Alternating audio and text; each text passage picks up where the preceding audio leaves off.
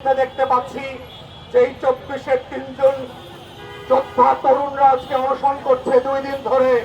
বিশ্ববিদ্যালয় প্রশাসনের টনক নড়ছে না, কারণ বিশ্ববিদ্যালয়ের ভাইস চ্যান্সেলর তো ধান চাষ করতে নেমেছেন।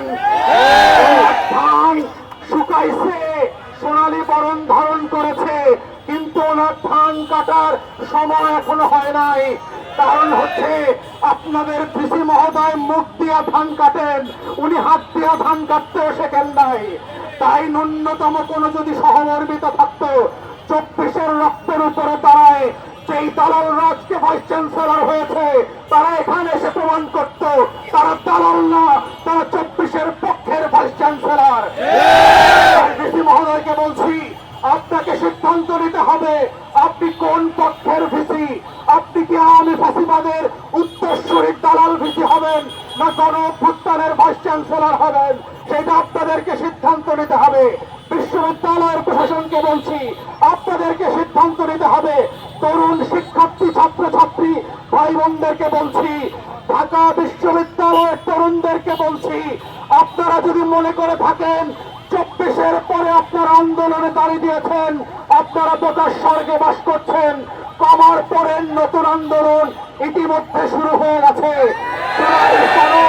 জুলাই জাতীয় সনদ এবং গণভোটের ম্যান্ডেট বাস্তবায়নের যে লড়াই, সেই লড়াই বিসিএস পরীক্ষায় সরকারি চাকরি পাওয়ার থেকে গুরুত্বপূর্ণ মনে রাখবেন। আপনাদের যদি হুঁশ ফিরে না আসে, 2 মাসের মধ্যে যারা 1400 শহীদের সাথে গাদ্দারি করতে পারবে, কয়দিন পরে দেখবেন বগুড়ার শ্রেণীর বাইরে বিসিএস এ কোনো ফাইবা হচ্ছে না, বাংলাদেশ আবার বিক্রি হয়ে যাবে। তাই চাকরি প্রত্যাশী তরুণ তরুণীদেরকে বলছি, বাংলাদেশকে যদি জুলাই জাতীয় সনদ এবং গণভোটের রায়ের মধ্য দিয়ে একটা ইনসাফের বাংলাদেশ তৈরি করতে না পারেন, এখন থেকে সেই লড়াই যদি করতে না পারেন, পপি গাইড পরে লাইব্রেরির সামনে সকাল থেকে ব্যাগ রেখে ভাইবার ডাক পাবেন না আগামী দিনগুলোতে। মাথায় রাখেন, বাংলাদেশ একমাত্র অপশন হচ্ছে প্রাতিষ্ঠানিক সংস্কার করবার মধ্য দিয়ে, আজাদী এবং ইনসাফের লড়াইটাকে জারি রাখার মধ্য দিয়ে বাংলাদেশকে নতুন জুলাইয়ের বাংলাদেশ করা হচ্ছে একমাত্র সমাধান। এর বাইরের সমাধানগুলোর প্রত্যেকটার নাম হচ্ছে ধোঁকা। এর বাইরে কোন সমাধানের নাম হচ্ছে আধিপত্যবাদ। এর বাইরের সমাধানের নাম হচ্ছে জুলাইয়ের গাদ্দারি, নতুন করে মীর জাফর আলী খান এবং ঘসিটি বেগমদের নেতৃত্বে।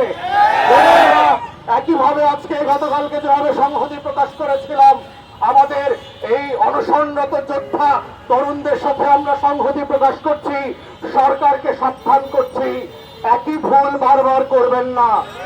আপনাদের অনেক ভুলের চরম মাসুল শুধু আপনারা না, সারা বাংলাদেশের মানুষ দিয়েছে গত 17টা বছর।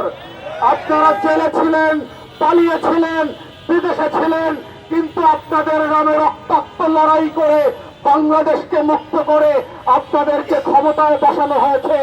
মনে রাখবেন কাদের কারণে জিতেছেন, মনে রাখবেন কোন মোল্লার দরগায় গিয়ে সিন্ডি খেতে পেরেছেন। ভুলে যাবেন না, ভুলে গেলে যাদের রক্তে আপনারা ক্ষমতায় এসছেন তারাও আপনাদেরকে ভুলে যাবে।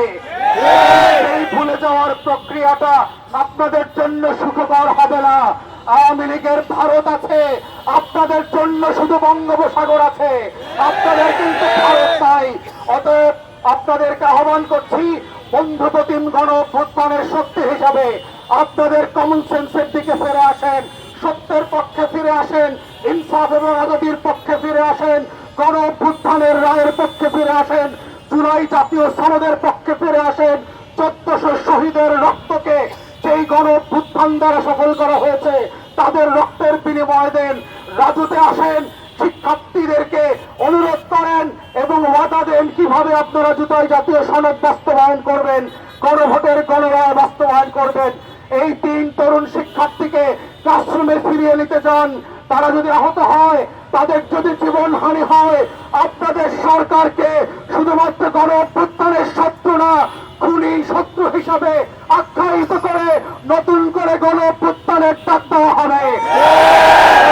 সেই কমন সেন্স ফিরে আসা আহ্বান জানিয়ে আমার বক্তব্য এখানে শেষ করছি। সবাই সবাইকে অসংখ্য ধন্যবাদ। আসসালামু আলাইকুম।